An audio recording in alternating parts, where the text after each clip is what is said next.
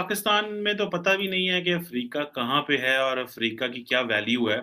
लेकिन भारत ने ये किया है कि वो अफ्रीका के बहुत करीब हैं और मैं देख रहा था कि 37 जो डिफेंस मिनिस्टर्स हैं अफ्रीका के वो उनको भारत के जो डिफेंस मिनिस्टर हैं राजनाथ सिंह साहब वो होस्ट कर रहे हैं।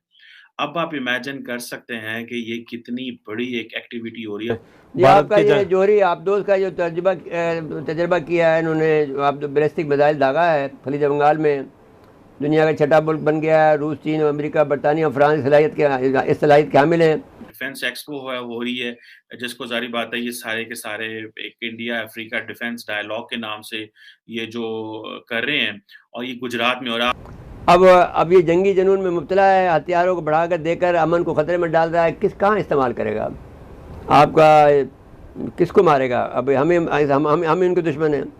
तो अब ज़मीन की तह में मौजूद आबदों से फायर किया जा सकेगा, इस मिसाइल से पाकिस्तान और चीन को निशाना बनाया जा सकेगा। यानी हम अचानक से हम कह रहे हैं कि भाई ये तो सब कुछ उल्टा हो गया जो कुछ हो रहा था। अब आप इमेजिन कर लें कि किस तरह इंडिया जो है उसने अफ्रीका के अंदर जो है वो पैसा भी फेंक साथ हमारे इंडिया जिसका वो स्ट्रेटेजिक पार्टनर है, तो उसमें इंडिया इंडिया हो रहा होता है और पाकिस्तान का एक मर्तबा भी नाम नहीं होता। उनके कपड़े उतारते हैं और फिर वो इन्विटेशन तो इन्होंने 53 अफ्रीकन कंट्रीज को दिए हुए हैं लेकिन आ 37 रहे हैं। बाकी जो है वो कुछ दूसरे होंगे, लोअर रैंक के ऑफिशियल्स होंगे। सो जो ब्रॉड थीम है इंडिया अफ्रीका का वो बेसिकली जिसे कह लें कि ये है कि हमने जो एक सिनर्जी जो है अडॉप्ट करनी चाहिए और डिफेंस एंड सिक्योरिटी कोऑपरेशन होना चाहिए। इंडिया को तो ये एडवांटेज है कि इंडिया क्योंकि इंडियन ओशन में है और अफ्रीका बिल्कुल साथ है, साथ ही आप हॉर्न ऑफ अफ्रीका है, साथ ही जो है वो इंडिया ने तो आई थिंक अफ्रीका में एक आधी मिलिट्री बेस भी बना रखी हुई है। और आप देखें कि ये कहा जा रहा है कि इंडिया जो है वो बेसिकली कंपाला प्रिंसिपल्स जो कि प्राइम मिनिस्टर मोदी ने 2018 में जब विजिट किया तो अफ्रीका की जो प्रायोरिटीज उन्होंने एस्टैब्लिश की उसके तहत जो है वो चल रहा है। अब ये बेसिकली ये एक फर्स्ट किस्म का जो एक India Africa defence ministers conclave जो है ये ऑलरेडी हो चुका है इस तरह का एक आई थिंक 2020 में जो कि आई थिंक उस वक्त यूपी में कहीं लखनऊ में हुआ था और उस वक्त एक लखनऊ डिक्लेरेशन भी इसमें आया था। लेकिन मैं दोस्तों यहाँ पे आपको बताता चलूं कि पाकिस्तान जो है उसको तो अफ्रीका की कोई समझ बूझ नहीं है। मैं खुद साउथ अफ्रीका एक दफ़ा मुझे ट्रैवल करने का मौका मिला तो मैं वहाँ पे कुछ लोगों से मिला तो मैंने पूछा भाई सुनाओ क्या चल रहा है? तो उन्होंने कहा भाई आज तक कोई पाकिस्तान का फॉरेन प्राइम मिनिस्टर जो है वो आज तक अफ्रीका नहीं आया, साउथ अफ्रीका तो कोई चक्कर ही किसी ने नहीं लगाया। वो समझते हैं साउथ अफ्रीका की तो कोई वैल्यू शैली नहीं है, ये तो इन्होंने हमें क्या देना है?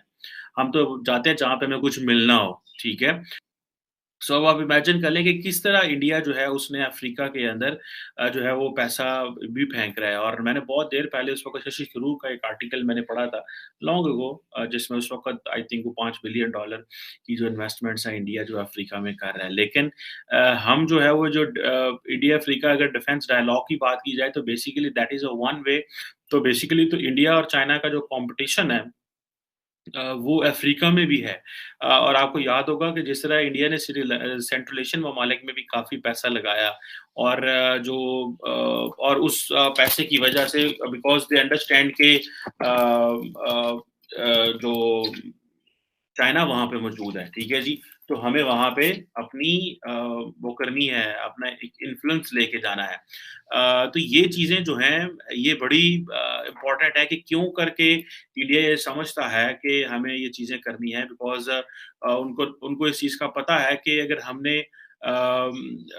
हमने जिधर-जिधर इंडिया का इन्फ्लुएंस है, अगर हमने वहाँ पे अपना एक असर-ओ-रसूख ना दिखाया, ठीक है जी? तो हमारे लिए मामलात जो हैं वो बढ़ सकते हैं।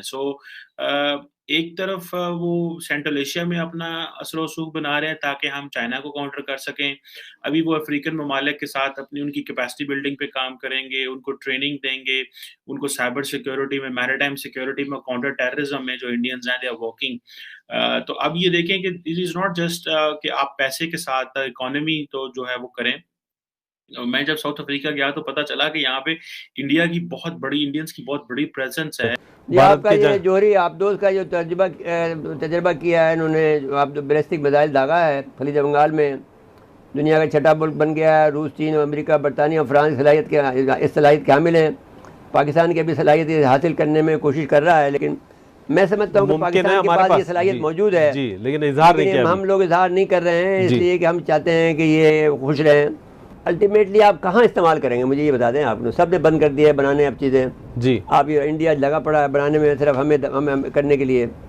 अब ये जंगी जुनून में मुब्तला है, हथियारों को बढ़ाकर देकर अमन को ख़तरे में डाल रहा है। कहाँ इस्तेमाल करेगा, आपका किसको मारेगा। अब हम इनके दुश्मन हैं।